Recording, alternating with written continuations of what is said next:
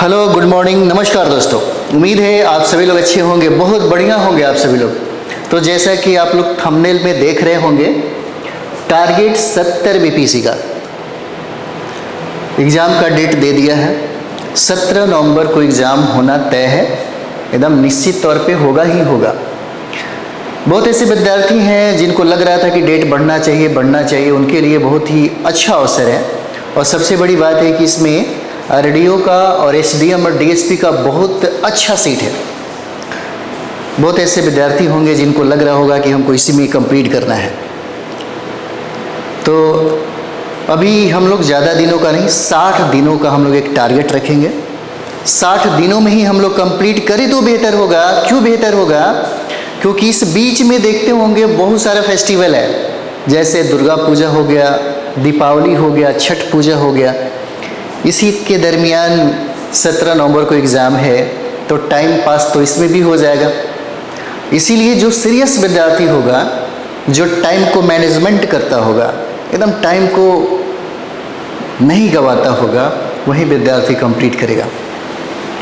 60 दिनों में एक रणनीति होना चाहिए, एक डिसिप्लिन होना चाहिए लाइफ में, तभी जाकर के हम लोग कंप्लीट करेंगे, तभी जाकर के ये 70 बीपीसी का पीटी है कंप्लीट होगा।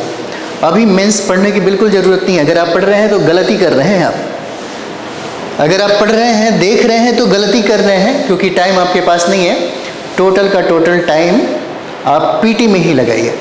पीटी में रणनीति क्या होना चाहिए, रणनीति के बारे में थोड़ा सा एक बार हम लोग देखते हैं। सबसे पहला पीटी में अगर हम लोग रणनीति की बात करें तो सबसे पहला जो काम है हमारा, अभी पढ़ने की ज़रूरत नहीं है। अगर आप अभी पढ़ रहे हैं तो फिर बहुत मुश्किल होता चला जाएगा। अभी के टाइम में सिर्फ रिवीजन की ज़रूरत है, और कहीं मत जाइए। सबसे जो ज़रूरी काम हो, कहीं मत जाइए, सिर्फ रूम पे बैठिए, जहाँ भी है वहीं पे बैठे रहिए। जितना ज़्यादा से ज़्यादा आप सेल्फ स्टडी करिए, ज़्यादा से ज़्यादा रिवाइज करिए। और रिवाइज एक बार नहीं, 2 बार नहीं, कम से कम 5 बार, अगर जितनी कैपेसिटी आपके पास है उतना ज़रूर लगाइए। रिवाइज से ही आपका स्कोर बढ़ेगा। यहाँ ज्ञान अर्जित करने की ज़रूरत नहीं है, यहाँ पे स्कोर बढ़ाने की ज़रूरत है कि हमारा स्कोर कैसे बढ़ेगा। और हम लोग जो 60 दिनों का जो टारगेट कर रहे हैं, उसमें ये भी ज़रूरी है कि डिवाइड हम लोग कर लें कि प्रत्येक दिन हमको क्या क्या पढ़ना है। जैसे चैप्टर वाइज जो है वो ज़रूरी है। डिसिप्लिन में रहेंगे तो रिजल्ट हो जाएगा। और किसी भी सब्जेक्ट के प्रति सौतेलापन व्यवहार नहीं होना चाहिए। और सबसे जो ज़रूरी है, 5 सब्जेक्ट पे सबसे पहले फोकस करिए, क्योंकि यही रिजल्ट आपको सेफ जोन में लेके जाएगा। इससे रिजल्ट आपका 100% हो जाता है। 5 सब्जेक्ट बहुत ज़रूरी है। अगर इस पर किसी भी विद्यार्थी का कमांड है तो निश्चित तौर पे रिजल्ट होगा ही होगा, 100% रिजल्ट होगा। सबसे पहला जो काम है हमारा पीटी के लिए, वो होना चाहिए चैप्टर वाइज जितना भी है आप एक सीरीज बना लीजिए और अपने रूम के किसी कोने में या कहीं भी जो स्पष्ट दिखता हो वहाँ पे लगाइए।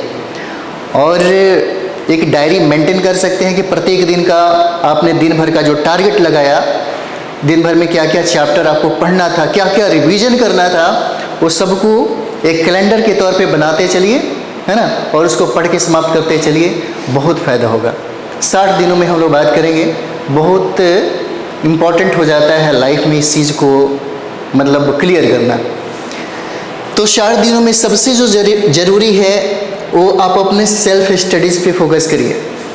किसी का नोट्स, किसी के क्लास नोट्स या कोई भी मटेरियल जो आपको लगता है कि फलाने का क्लास नोट्स बहुत अच्छा है, ये है, अगर आपको लगता है, जिस पे आपको भरोसा हो कि शायद इसी से मेरा रिजल्ट हो जाए, रिवीजन बार बार करिए।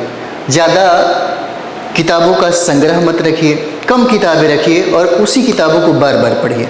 जितना ज़्यादा हो सके बार बार पढ़ने की कोशिश करिए, ये ज़्यादा फ़ायदा होगा। यहाँ पे हम लोग रिवीजन की बात कर रहे हैं, यहाँ पढ़ने की ज़रूरत ही नहीं है। पढ़ेंगे तो फिर ज़्यादा मुश्किल में हो जाएंगे। रिवीजन बहुत ज़रूरी है। रिवीजन तो हम लोग सबसे पहले रिवीजन करेंगे, और रिवीजन कम से कम 1-2 बार नहीं होना चाहिए, कम से कम 5 से 6 बार होना चाहिए। जितना ज़्यादा रिवीजन होगा उतना ही ज़्यादा डिवीजन मिलेगा। जो विद्यार्थी ज़्यादा रिवीजन करेगा उसका स्कोर निश्चित तौर पे बढ़ेगा ही बढ़ेगा। जितना ज़्यादा हो सके चैप्टर वाइज रिवीजन करिए, ये बहुत ज़रूरी है। कम से कम 5 से 6 बार रिवीजन की ज़रूरत है आपको, 5 से 6 बार एग्ज़ाम तक, ये सबसे ज़रूरी है। सारे सब्जेक्ट का टॉपिक वाइज रिवीजन बहुत ज़रूरी है। जो भी आपने टॉपिक डिसाइड किया है कि हमें आज समाप्त करना है, तो जब तक समाप्त नहीं होता, जब तक उसका स्टडी अच्छा से नहीं कर पाते हैं, तब तक कोशिश मत करिए सोने का, क्योंकि प्रत्येक दिन में जो वर्क दिया जाता है उस वर्क को ज़रूर करिए। ये आपके ऊपर निर्भर करता है। सफल और सफल लोगों में यही तो अंतर है। सफल लोग हर काम को अंजाम देकर ही आगे बढ़ते हैं और असफल लोग हमेशा चीज़ों को टालते हैं, आगे बढ़ाते हैं। तो ये सबसे ज़रूरी है रिवीजन।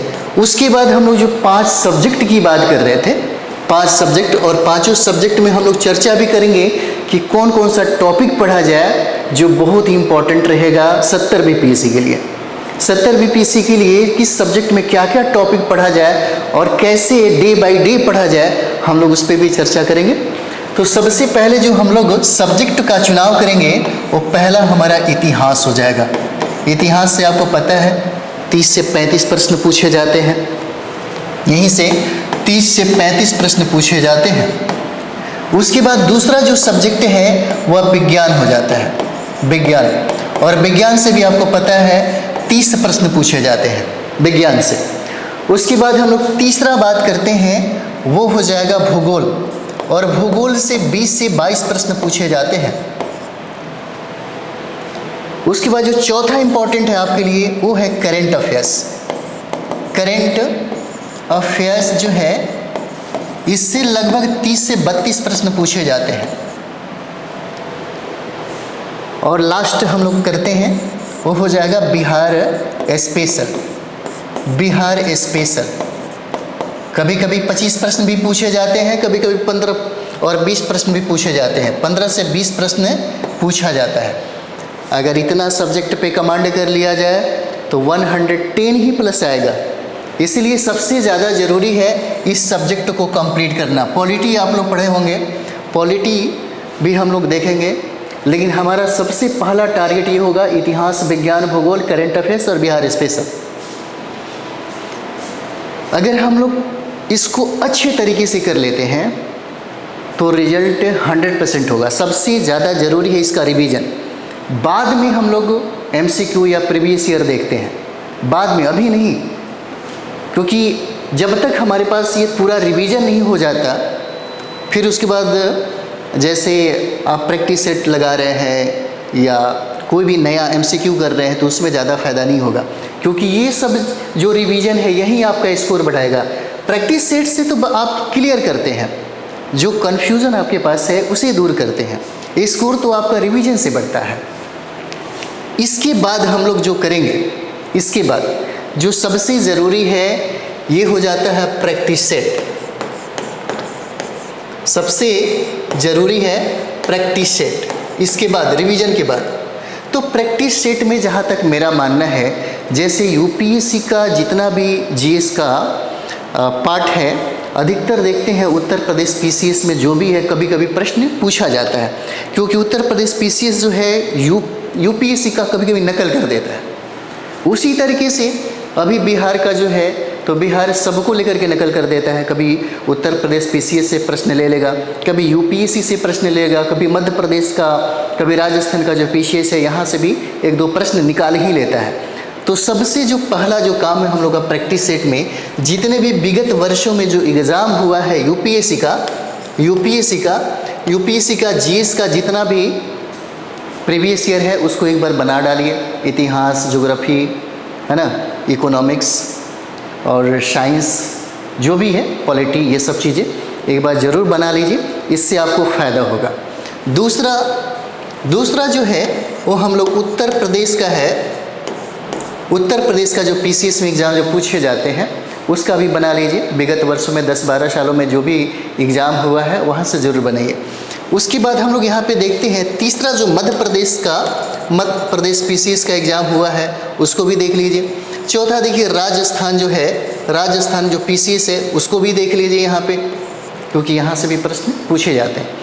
और सबसे इम्पोर्टेंट है आपके लिए खास करके, बीपीएससी का एग्ज़ाम दे रहे हैं और आपको लगता है कि 70 बीपीएससी हमारे हक में होना चाहिए, 70 बीपीएससी, तो ये काम करने के साथ साथ आपको बीपीएससी का जो विगत 10 सालों में जो प्रश्न पूछे गए सारे जो सवाल हैं, एक बार ज़रूर उसका मूल्यांकन करिए, उसको ज़रूर एक बार बनाइए।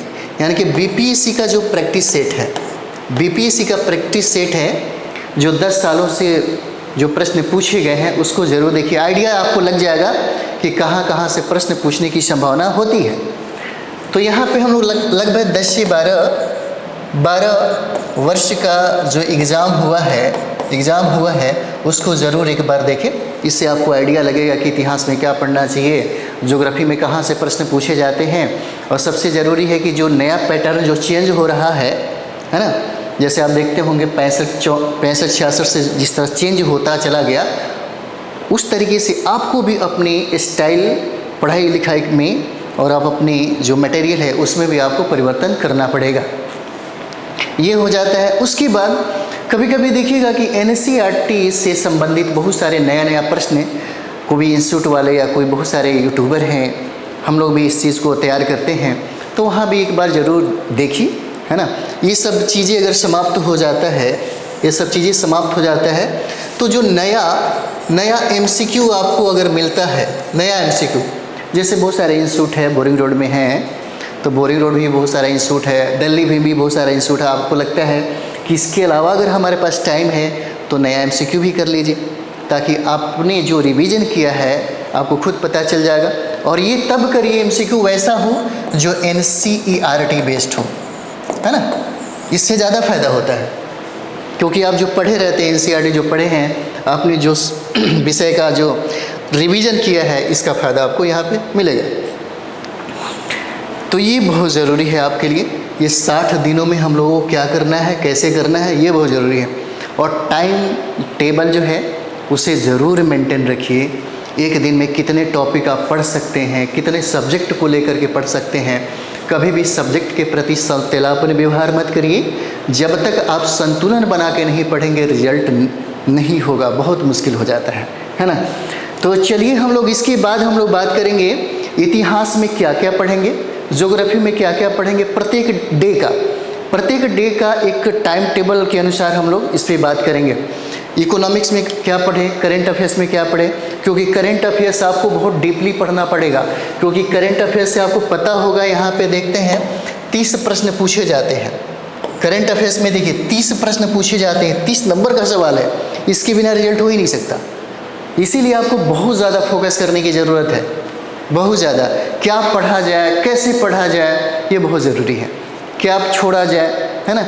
बहुत ऐसे अभी जो टारगेट हम लोग कर रहे हैं 60 दिनों में, बहुत ऐसा चीज़ है, क्या पढ़ना है, क्या छोड़ना है ना, ये बहुत ज़रूरी है।